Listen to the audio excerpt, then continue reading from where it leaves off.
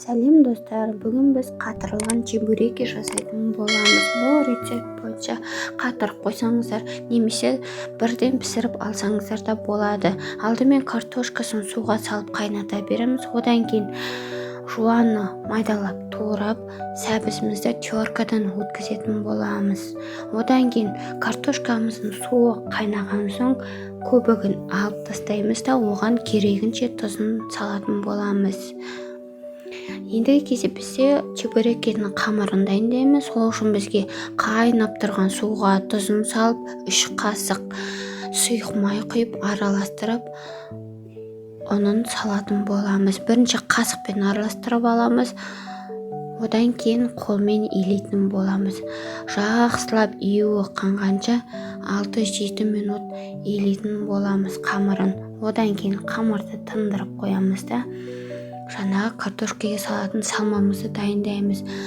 Сары майға жуаны салып қуырып аламыз да одан кейін морковты салып жақсылап қуыратын боламыз, араластырып тұрып. Дайын болған картошкамызға жаңағы салманы салып, керегінше бұрышын салып езіп аламыз. Осымен бізде начинкасы дайын болды. Енді чебурекенің қамырын дайындаймыз. Қамырды осындай теңдей қылып 2 бөлікке бөліп аламыз да бірінші қамырын жайып бастаймыз. Қамырды сағат тілімен айналдыра жаймен деп жайып шығамыз.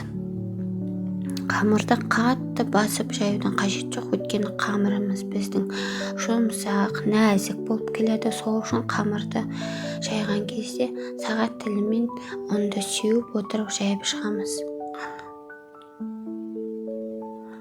Қамырдың қалыңдығы шамамен 2-3 мм болады. Қатты жұқа қылып жаймайсыздар. Еттің қамыры сияқты шамалы қалыңдығы болады. Қамыр дайын болғаннан кейін керек формаға салып кесіп аласыздар. Менде осындай шыны ыдыс бар.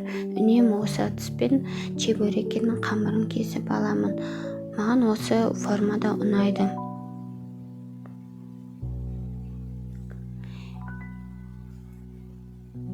Ішіне начинкасын саларда осындай бір ас қасықпен салатын боламыз толтырып.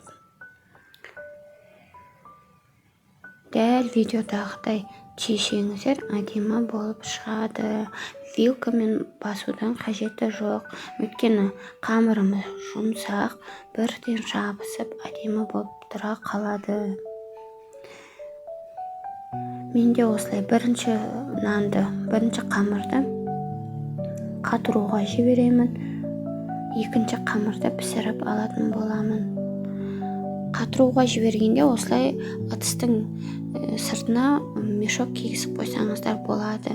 Сол кезде астына жабысып қалмайды. Қатқаннан кейін сразу бүйтіп ала қоясыздар.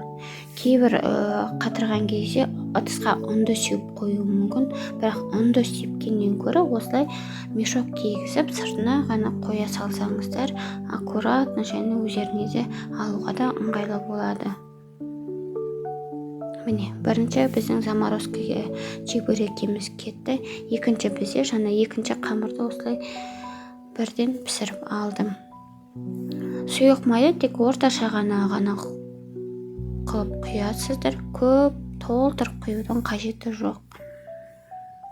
Осылай чебурекемізді 3-4 минуттан пісіріп аламыз. Майға көп ұстаудың қажеті жоқ. Осындай сап-сары қып-қызыл болып чебурекеміз піседі. Сіздерге ас болсын. Сіздермен болған Айдана Тұрсынбаевна.